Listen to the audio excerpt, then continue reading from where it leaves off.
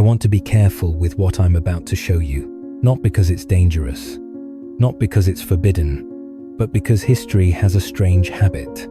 It doesn't always lie. Sometimes it simply stops talking. What follows isn't a claim. It's an observation built from things that can be pointed to: old photographs, architectural measurements, dated maps, archived notes, material that exists whether we agree on its meaning or not. And where the material becomes thin, I won't fill the silence with certainty. I'll leave it as silence. You'll hear questions, not accusations. You'll hear possibilities framed as possibilities. What if? Consider the possibility. This raises a question, because in an investigation, the moment you rush toward an answer, you stop seeing what's actually in front of you. If something doesn't fit, I'll describe how it doesn't fit. If a pattern repeats, I'll show you where it repeats. And if the record goes quiet, right when you expect it to continue, we'll sit with that quiet for a moment and look at it directly. In the middle decades of the 19th century, the historical record appears unusually confident. Industrial output was rising. Cities were expanding. Census systems were being standardized across Europe and North America. Military recruitment logs were carefully documenting age, occupation, and height. Photography, still a relatively new invention, was being embraced as a tool of documentation. Railway crews, frontier settlements, expeditions, construction projects. On paper, it was an age of measurement. And yet, scattered across this period roughly between 1830 and 1880, there are photographs that do not quite align with the scale we expect. In several archived frontier images, certain figures stand significantly taller than those beside them. Not slightly taller, not by the margin of posture or boots, but by proportions that alter the entire geometry of the frame.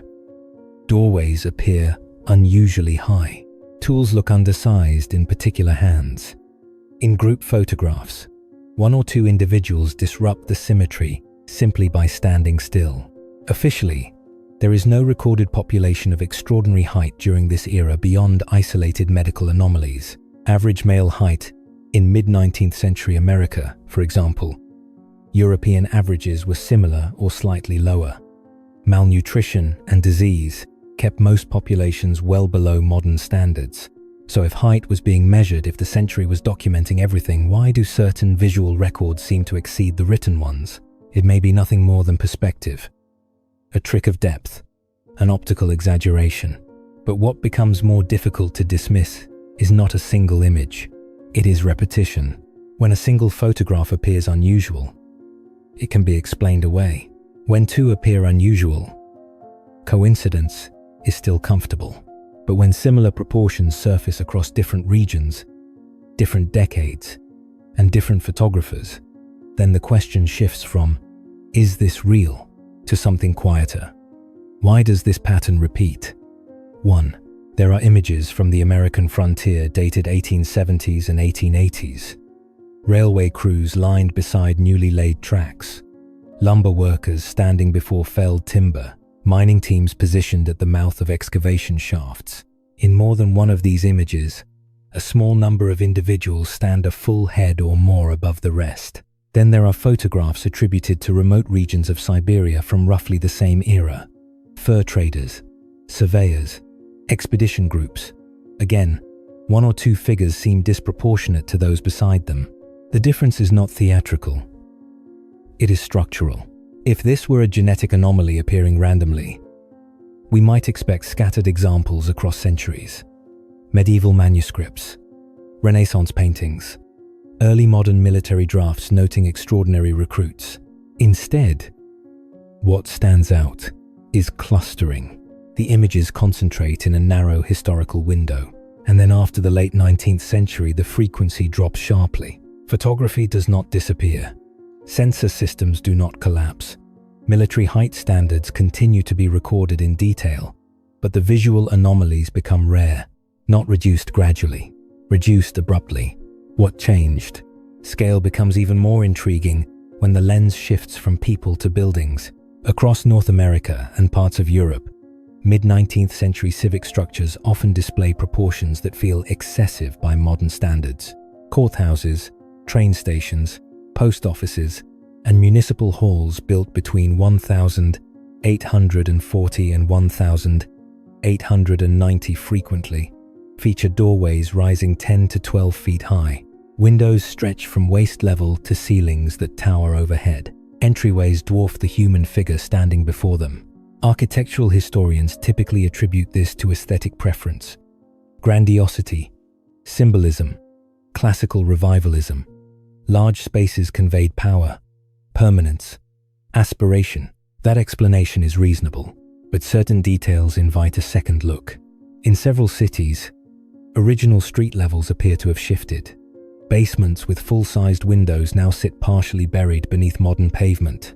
Archways that once opened directly onto thoroughfares are today half submerged. Maps from early surveys sometimes indicate different grade lines than those visible now. Urban development can account for much of this. Streets are raised, drainage improves, infrastructure evolves, yet the timing overlaps with the same mid to late 19th century window in which unusual photographic proportions appear and then taper off. This does not prove connection, but when two separate anomalies, human scale and structural scale, converge within a similar time frame, the question subtly changes. Built for grandeur or built to accommodate something else? If unusual proportions in photographs and oversized architectural elements were the only irregularities, the discussion might end there. But the 19th century was also an era of record-keeping. Census offices expanded their reach. Military recruitment logs documented height with increasing precision. Hospital archives recorded physical anomalies in detail, often with clinical fascination. Newspapers printed descriptions of individuals considered extraordinary, particularly those who exceeded average stature. And for a time, there are scattered references. Recruitment records from various countries note individuals exceeding 6.5 feet, rare but documented. Medical journals occasionally describe cases of extreme growth, often attributing them to identifiable conditions. Exhibition culture, too, highlighted unusually tall individuals as curiosities. Then something subtle happens. The frequency of these mentions appears to decline toward the end of the century. Not that tall individuals vanish, human variation persists, but systematic fascination seems to quiet. Newspaper sensationalism shifts focus. Medical reporting grows more standardized. Height becomes a statistic, not a spectacle. More intriguing still are gaps in localized archives. In certain regions, where early records are detailed, later documentation becomes fragmented. Lost to fire, deterioration, reorganization, or simple administrative oversight. This is not uncommon in historical research. But when patterns in imagery, architecture, and documentation all seem to thin out within the same generational span, it becomes difficult not to notice the silence. Silence is not evidence, but it is observable. And when silence aligns across independent systems, visual, structural, bureaucratic, it raises a restrained question. Was something changing beyond what was written down? By the 1870s and 1880s, something else was unfolding across multiple continents. Entire districts in major cities were being rebuilt. Streets were elevated. Foundations were reinforced. In some places, layers of sediment, sometimes measured in feet rather than inches, appeared in construction reports and engineering notes. Drainage projects referenced previous grade levels.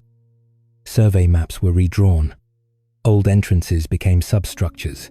Urban historians explain these transitions through practical necessity. Sanitation reform, flood control, modernization, rapid industrial expansion required infrastructure upgrades. Fires destroyed districts that were then reconstructed at higher elevations. Rivers were redirected. Terrain was reshaped. All of this is well documented. And yet, the timing again overlaps. Mid to late 19th century. Structural adjustments, documentation shifts, photographic anomalies tapering off. It may be coincidence, but consider the possibility that large-scale environmental or infrastructural transformations do more than alter street levels. They alter perspective. They change how space is used. They redefine what is visible and what becomes buried. If an earlier architectural standard accommodated larger proportions, and if those standards were gradually normalized to smaller scales, what would remain? Buildings repurposed, doorways reinterpreted as ornament, basements mistaken for original foundations. None of this requires a hidden force. None of it demands intentional erasure. It only requires transition. And transitions, especially rapid ones, tend to obscure what came just before them.